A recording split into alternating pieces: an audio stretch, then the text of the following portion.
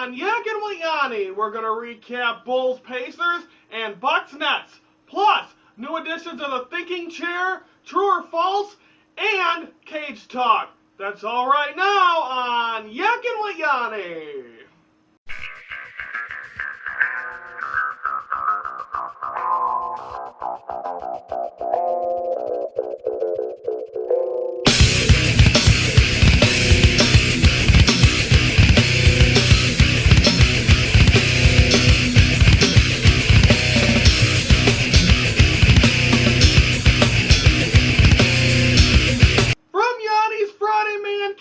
On Thursday, welcome to this December the 27th edition of Yackin Wit Yoni. I am Ryan Yanishatis. Let's kick this thing off with recapping last night's action. First, Bulls Pacers.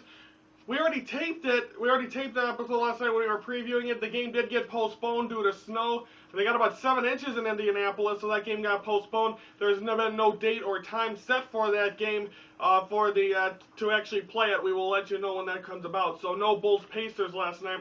Bucks and the Nets from the BMO Harris Bradley Center last night. Bucks win 108-93.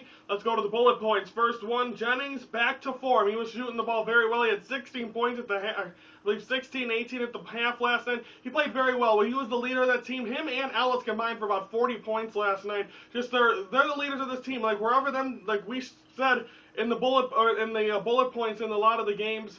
Over the weekend, that them two struggled, and that's what happened in that Cavs game where neither one was making baskets. Both of them were able to do it last night, and they were able to take care of a Brooklyn Nets team.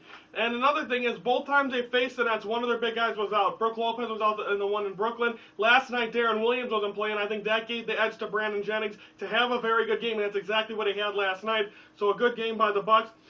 Second one, wristing defeat, and that was meaning that is with a hurt wrist. That's the reason Darren Williams was out. So a tough game for him not to be in there, and I think it had to hurt for him to watch because at times this game was close to about an 18-point lead for the Bucks, and then for them to come all the way back to about 4 points, but nonetheless they held that lead, they win the game. But having Darren Williams not in there definitely hurt him. And finally, clutch threes at the end of the game. You saw Brandon Jennings make a couple threes, and one that when it was no matter it was over, didn't even try. Marquise Daniels made a nice three. So a great job by the Milwaukee Bucks sealing the deal. They've won the first 2 against the Brooklyn Nets so far this year. The final 2 will be, I believe, February 19th and 20th, a home-and-home, which will be exciting. But nonetheless, the Bucks win 108-93 over the Brooklyn Nets. Again, the Bulls did not play against the Pacers. The makeup date to be announced.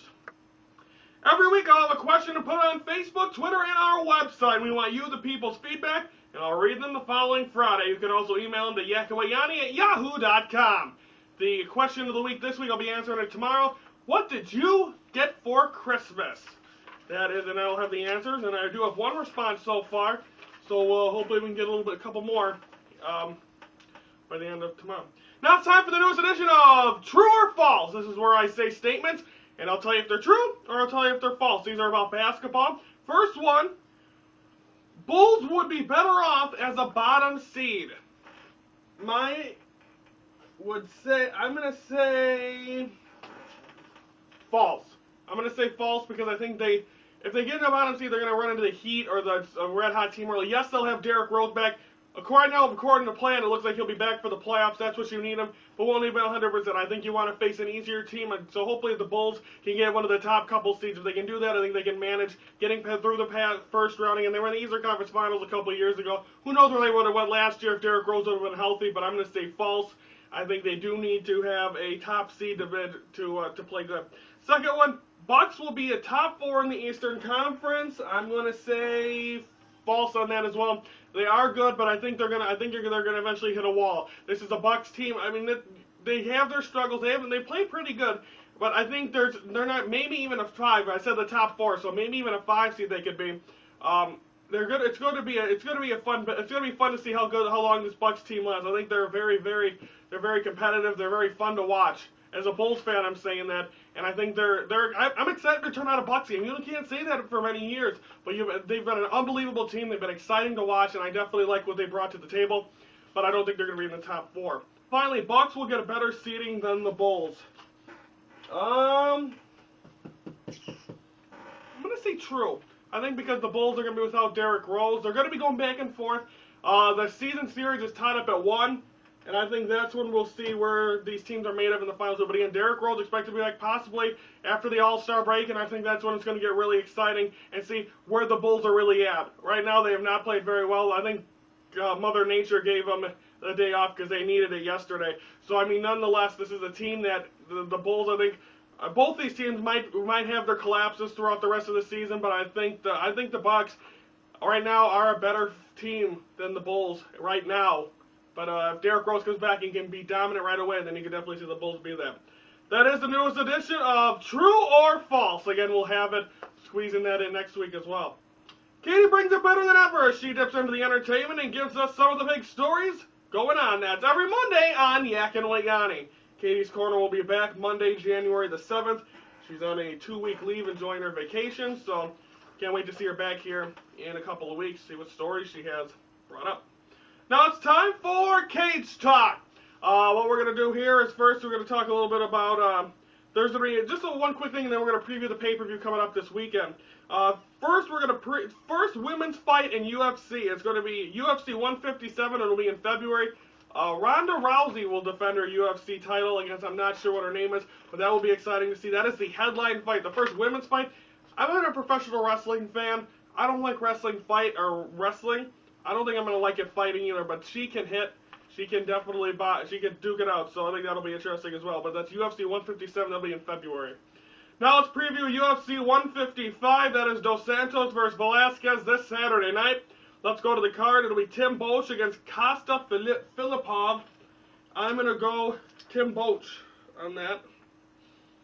Jim Miller versus Joe Lauzon. I'm going to go Joe Lauzon. And then for the heavyweight championship, Junior Dos Santos goes up against Cain Velasquez. The last time these two guys fought, it was the UFC on Fox premiere. It lasted, they only put that one fight on. That fight only lasted about not even 5 minutes, as it was a knockout. But I'm gonna say Junior Dos Santos retains the title. So I got Tim Boetsch over Costa Filipov, Joe Lauzon over Jim Miller, and Junior Dos Santos retaining his title over Cain Velasquez. Again, that'll be on at 9 o'clock on pay-per-view this Saturday. I want to say it's from Las Vegas. So that is Cage Talk. I'll have the results of that event coming up on next Wednesday's edition of Cage Talk. If you want to be a guest analyst on Yackin Wit Yoni, either via phone or be in studio, just email me at yackinwityoni@yahoo.com or on Facebook, and we'll work something out. We'll be love to have people call in. It'd be fun to get active. I'd like to get Packer fans. We have to get Wisconsin, Chicago fans as well. Brandon will be back to be doing that sometime in 2013, and he'll be behind the scenes to start. He may get eventually in front of camera, but right now we're hoping to get him into getting some phone calls and having some interviews. So anyone that's out there, don't be shy. I'd love to have you guys. New people on the show. Well, of course, it's Wednesday, and of course, like I always say, during the middle of the week, I like to vent. And today's no different, as today I'm going to be venting a little bit about Joakim Noah. He had a fight with Tyson Chandler at Madison Square Garden last Friday. Everyone booed him, and he's got a bad rap. This is me clearing that up about what I thought on Joakim Noah on my newest edition of The Thinking Chair.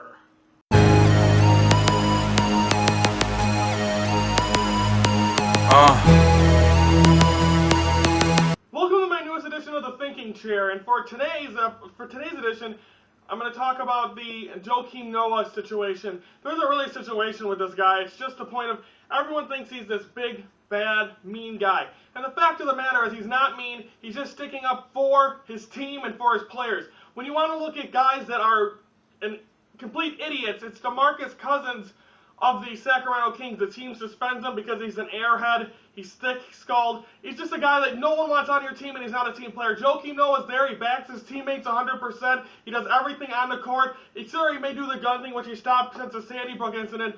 But the point is, he's not a bad guy. He's a guy, and he goes out there, he's an all-star. You see DeMarcus Cousins on all-star teams, you see him patting guys on the back? No, because all he cares about is himself. He's a selfish person, and them kind of people should not be in the league. So what my point of this is, Joakim Noah is a real hard player that gets the job done. Showing heart does not mean you're this mean person. When he got in that fight with Tyson Chandler on Friday night, and everyone booed him, and them, Miami, he has Kevin Garnett's got into it a few times. It's just because he has heart, and he's a guy that likes to get under your skin. but because he's playing the game the right way and with toughness. He is what this league needs, and needs more of these guys, and that is my reasoning. You want Joakim Noah, a class act in the league, shows passion. DeMarcus Cousins, who throws his mouth guard at referees, yeah, real intelligent. So there's a difference. Joakim Noah is a class act, and you heard it from me. That is my newest edition of The Thinking Chair. If you want to sponsor Yackin Wit Yoni, email us at yackinwityoni@yahoo.com, and we will work it out. Just make sure you're real and truthful. It should work out pretty well. Okay, now it's time for predictions. Last night went 0-1, said the Nets would beat the Bucks. That didn't happen. Of course, the Bulls-Pacers got postponed. No predictions tonight. So I'm 0-1 so far in the week. And now, preview for Friday. We are going to preview NBA and NFL weekend. A lot of games are going to be exciting. And also, new Yanni's Take tomorrow. I'm not sure, 100% sure what I'm going to be venting about tomorrow. But stay tuned. I'm sure it'll be exciting. And also, I'll answer the question of the week and give you the new question of the week. As again, after tomorrow, we will not be back till the following Wednesday, January 2nd. So that is all coming up tomorrow on Yackin Wit Yoni. So that is going to wrap it up for this December the 27th edition of Yackin Wit Yoni. I'm Ryan Yanashada saying, this is, and forever will be, one guy, one show, enough said.